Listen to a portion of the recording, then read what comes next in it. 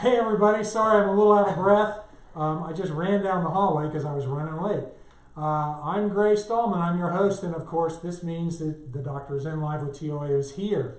This fresh young face, although he's not young, is Dr. Lucas Burton, and we're going to have a pretty cool conversation today, I think, about some more advanced topic of knee replacement revision. So it's not just a basic knee replacement, it's redoing it. And there's some special things that we need to talk about that.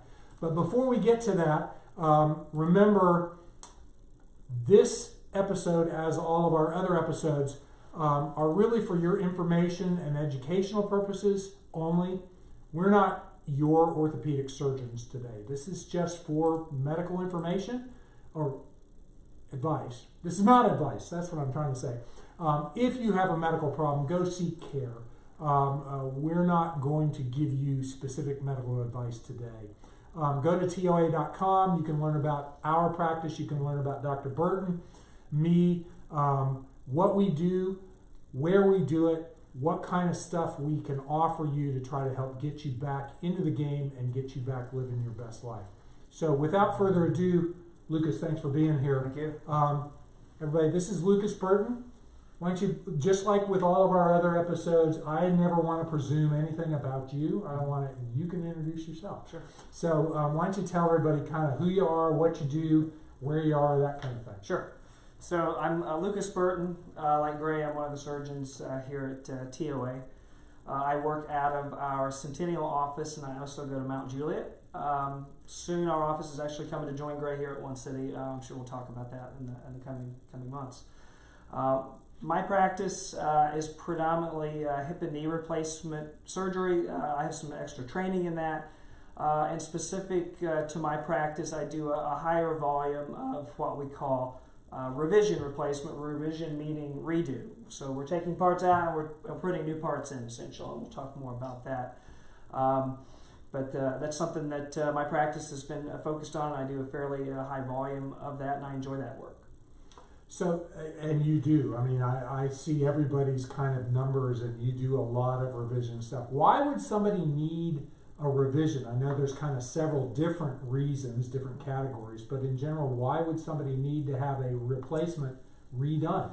So, in talking about knees today, knee revision, the two primary reasons, number one, infection, and number two is loosening. These parts can come loose.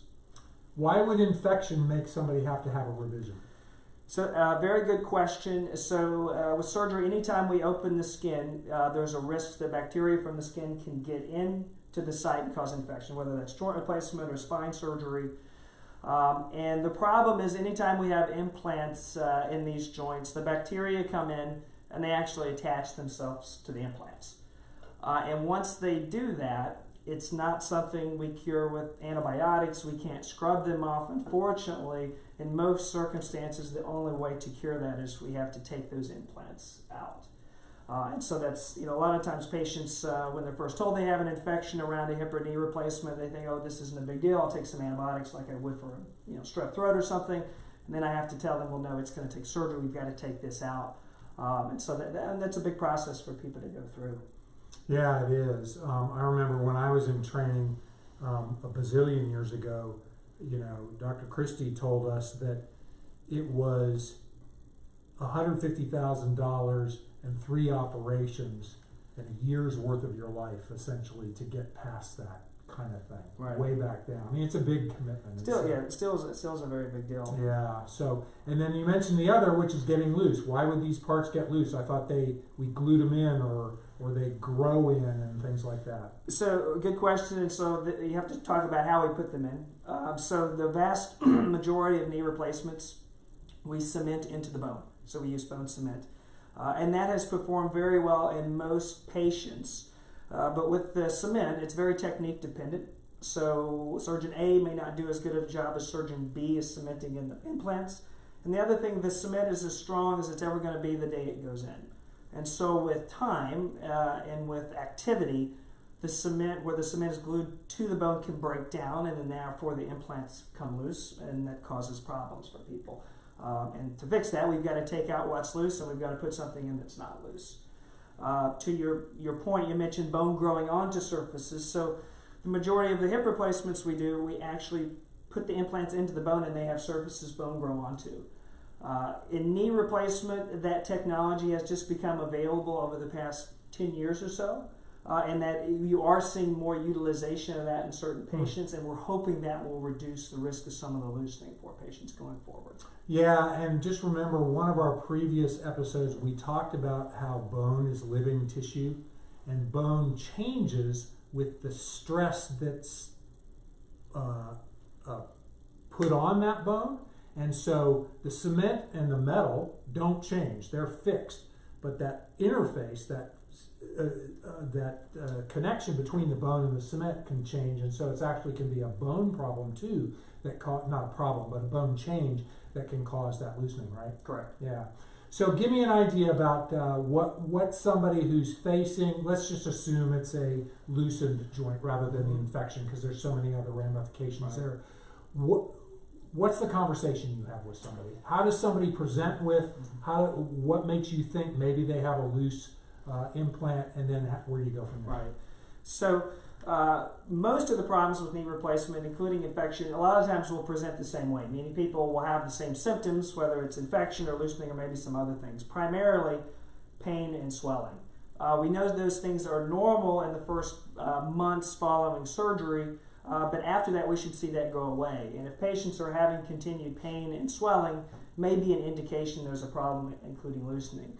And so we see those patients in the office. We want to take a good history. We're going to talk about how did your knee replacement go? Are there some red flags in terms of, oh, this may be a sign they could have had an infection that's still going on? One of the things to think about when I see patients with pain after knee replacement is, are they having knee pain from somewhere else? Every now and then you see the patient who's had 3 knee surgeries, their knee pain hasn't gotten better. You move their hip joint, they say, oh, my knee's killing me. This is someone who's had knee replacement for hip arthritis, and that doesn't work.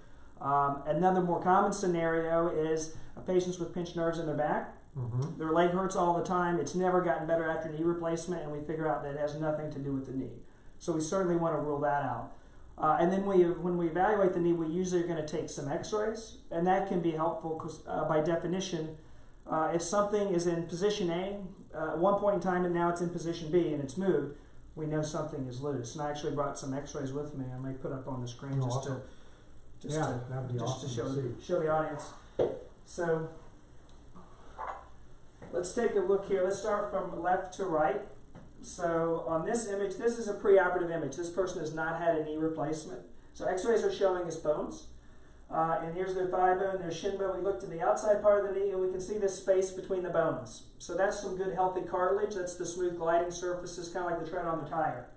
Inside part of the knee, that space is gone. So this person's tire is worn out. They have severe arthritis. The next image, they have had a knee replacement. So what we're looking at now, we still see the bones. The white items, those are our metal implants. And the space that we see now is actually the plastic portion of the implant. The plastic does not show up on x-ray. What I've got in my hand, this is actually a real knee implant. So that's what we are looking at. This is what it would look like if you could hold it. So let's compare this x-ray to the patient that comes in maybe 2 years later, 5 years later. Now their knee is hurting, it's swelling. We talk to them and we end up getting x-rays, and I see this. I see that the implant in their shin bone has gone from this to this. So by definition, that implant has become loose. In this person's case, we did some additional testing. We figured out that it is not infected. It has just come loose. In this case, like we talked about, they had a cemented implant. The cement came loose. Now the implant's loose. And this isn't functional for them. So we have to do a surgery, revision or redo surgery. We've got to take this out and we've got to put something in that's not loose. So let me show you the next set of x-rays. So we're back to the loose knee.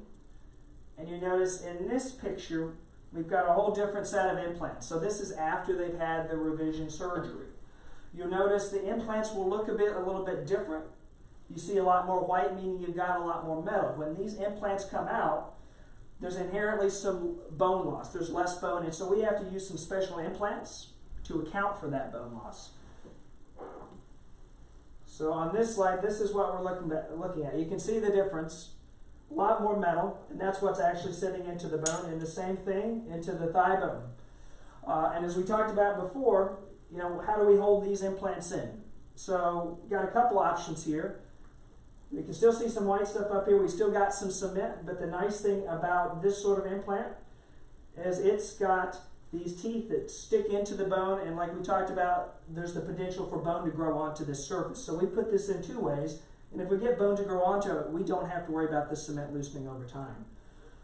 So nice example of sort of the spectrum from knee arthritis, knee replacement, and now revision surgery. You can imagine that this is a little bit more surgery to have to take this out and put this in. But fortunately, the results for revision, for loosening, people do very well with that. We fix the problem. How long should somebody, if done well, and assuming they don't have an infection, how long would you quote to somebody to say, we would expect your knee replacement to last X period of time, on average? So I always tell people that these fail at about 1% per year. What that means long term is assuming that at some point this could come loose. We'd like to see 20 years. With the current implants we're using, we just haven't gotten there yet, but they're performing very well. So I usually tell people we'd expect this to last 20 years with something that's cemented into the bone with good technique. And so the thing for people to understand, the thing that really wears out is either, it's not the metal parts. Correct. Typically, it's the plastic spacer in between, which is kind of the soft goods in the system, or it's the bone connection. Correct. That's what wears out, right? Correct. Yeah. And so what kind of function, well, let's go back. What kind of rehab after a revision operation like this one, and what kind of function would somebody expect compared to their original surgery? Right. So rehab-wise, with revision surgery, rehab tends to be a little bit slower. It's more surgery. We usually don't get as aggressive with some of the physical therapy. And all my patients, for the first 2 weeks, I usually keep them in a brace. We hold off on physical therapy just to give their knee tissues time to heal. After that, the recovery is pretty similar to what you would see with first-time knee replacement. Patients with these operations, they're going to see improvements for at least 6 months, sometimes up to a year. And if we're talking about revision surgery for loosening, functional results, maybe not quite as good as they would be the first time, but still pretty good. Most people can still do all their daily activities without pain. Awesome, awesome. Now, I imagine that it may be a little bit different set of prognosis for somebody who's had an infection. Is that right, or am I wrong in that? That would be correct. Infection is probably the worst problem we deal with after these surgeries. Certainly that may require multiple surgeries. Sometimes these implants come out and we have to put something temporary in that joint to cure the infection and then go back and do a second surgery. And there are times that we can't cure that infection. And if you look at the results of how people do after revision for infection, not quite as good as we would see first-time knee replacement or revision in the setting of just loosening. Okay. And when somebody has a knee replacement, is there anything that they can do to reduce the chance of loosening or infection, and increase the chance that their implant system will survive as long as it can? Correct. So I would say I tend to focus on the surgeon factors, and then patient factors. So surgeon factors, if I'm going into knee replacement surgery, obviously I want a surgeon who does a high volume of this procedure. I want to go to a facility that does a high volume. We know those things make a difference in terms of outcomes. We talked about implant-specific details. Is this something we're going to cement an implant into this patient, or is maybe this is a more younger, active patient who would be at higher risk of loosening? Or are we going to try to use a different design for bone to grow onto this? That's an important decision to make as well. The other thing is the implants themselves. There are a lot of options available. We want to make sure surgeons we're choosing implants that are going to perform well in these patients that we know have a good track record and have performed well. So those would be things on the surgeon side. On the patient side, we obviously want people to be in as good a health as possible. So if you do have some underlying health problems, we want to make sure those things are being well managed. We know people have things like diabetes. That needs to be well managed. It can put people at risk for infection. Weight reduction, we want to keep people at a healthy weight. That certainly would reduce their risk of infection as well as loosening over time. The more activity, younger patient with a lot of activity, if they're a bigger patient, that's more stress on these implants over time, meaning increased risk of loosening. So if patients can maintain a healthy weight and make sure their medical problems are well controlled, that goes a long way into preventing some of these complications. And then kind of the disaster scenario, you mentioned somebody who gets an infected knee, undergoes a removal, you cure the infection or think you've cured the infection, so we replace it and it gets infected again. I mean, that sounds like a complete disaster to me, that you can't cure the infection. What are those patients' options? So, and that scenario is out there. Those are very difficult situations. And with infection, if you look at our best cure rates for patients that have an infected knee replacement are probably 90%. Mm-hmm. So, and that's a hard conversation. When they went into their first surgery, their risk of infection was probably 1, 2, maybe 5% if they were higher risk. And now they're having to go through an operation or multiple operations to cure an infection, where their risk of not curing this infection now is even higher. And in scenarios when that happens, couple options. Sometimes it's rather than put a knee replacement in, we have to do what's called a knee fusion, where we actually get the bones at the knee to heal to each other. So there's no implants, the bone have healed together. That gives people a leg they can walk on, but your knee doesn't bend. And if your knee doesn't bend, that's going to cause some functional issues. And then more severe cases, sometimes the only thing we're left with is amputation, which will cure the infection with one surgery, and people can move on with their lives. But it's suboptimal outcome. But sometimes it's the best thing for the patient to move on with their life and be done with this. And I think that's really important because, like you said, a lot of people think, oh, an infection, I'll just take some antibiotics. It's not that big of a deal. We've kind of minimized the impact of infection in our daily lives, fortunately. But when you're dealing with orthopedic problems, especially with surgical problems and implant problems, infection becomes such an important thing. We want to do everything possible, right, to minimize the chance that that could happen. And so, for example, when we tell patients or see patients preoperatively who are obese or who are diabetic, who are uncontrolled and stuff, we're not denying people surgery because we're trying to be ugly to them. We're trying to postpone their surgery so we can optimize their physical health to maximize the chance of getting a good outcome, right? So many times you'll see people who have diabetes and A1C levels that are 8 or 9 or 10 or 12, and you're not going to do surgery on them right then, I would imagine, because you want to stack the deck in your favor, right? Right. If we didn't do that, we would be doing them a disservice. Right. Well, it's what we call modifiable risk factors. So these are factors that put them at risk for complications, including infection, that we can make better before their surgery to reduce their risk. Weight reduction, better diabetes control. Another thing is people's nutritional status. A lot of people don't have enough protein in their body to heal after surgery. That's when you look at the studies, that's one of the most dangerous modifiable risk factors. If you don't modify that, people don't do well. So that's important that we, as surgeons, take the time to talk to patients about that so we can reduce their risk ultimately when they have these procedures. Yeah, because I guess you can imagine that a disaster scenario of an infection, no matter if they have a great outcome after revision, it's still a big commitment and a big problem. We want to try to avoid that at all costs. And so there's a lot of reasons why the advice that's given to people, like let's hold off, let's wait, whatever, is really important. And so that's a conversation to have with your doctor like Lucas here, because nobody dies from arthritis in their knee. You can certainly lose your leg or die if you get a bad infection that we can't fix. And so we want to make sure that we stack the odds in our favor to make sure you get the best outcome possible. And that's really true with any surgery. It certainly is valid with my surgeries in spine, just as it is with these the joint replacements. It's even more problematic with you guys because you put these big metal objects into people that have a higher chance of potentially getting infected the hardware that I put in doesn't get infected nearly as often by itself.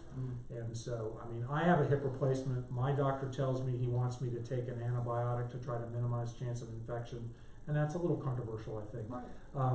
After dental work, for example, and I do that because the last thing I want to have is somebody like you coming in and saying you need your hip taken out for, you know, however long to get an infection or whatever cured. So I don't want that. So, any other pieces of advice for people? Any other information that you might have on this topic?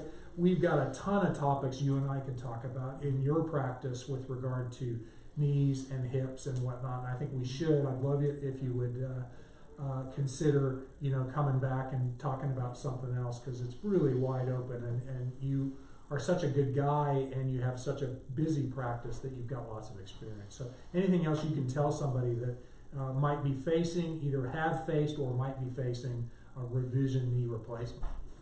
Well, no, I certainly want to thank you for having me on, and thanks for the audience for tuning in. I would say, you know, if you're having problems with your knee or hip replacement, I think it's always a good idea to get a second opinion, third opinion, talk to a lot of us, and just make sure you have a clear diagnosis in terms of what's gone wrong, what kind of problem are you having. That's the best way to make sure we get this fixed, and make sure it's someone who has a lot of experience with revision surgery at a facility where we do a lot of this. That's the best way to ensure a good outcome. And I think that's a very, very appropriate statement that, you know, a lot of people, fortunately, are very loyal to their surgeons, but there are different surgeons who have different levels of experience with regard to the more complicated, particularly revision type work.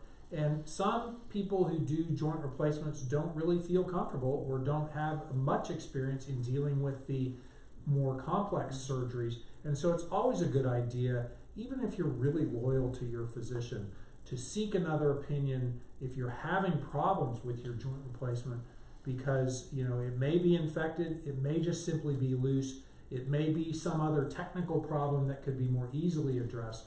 And some people, some doctors just don't have the level of experience or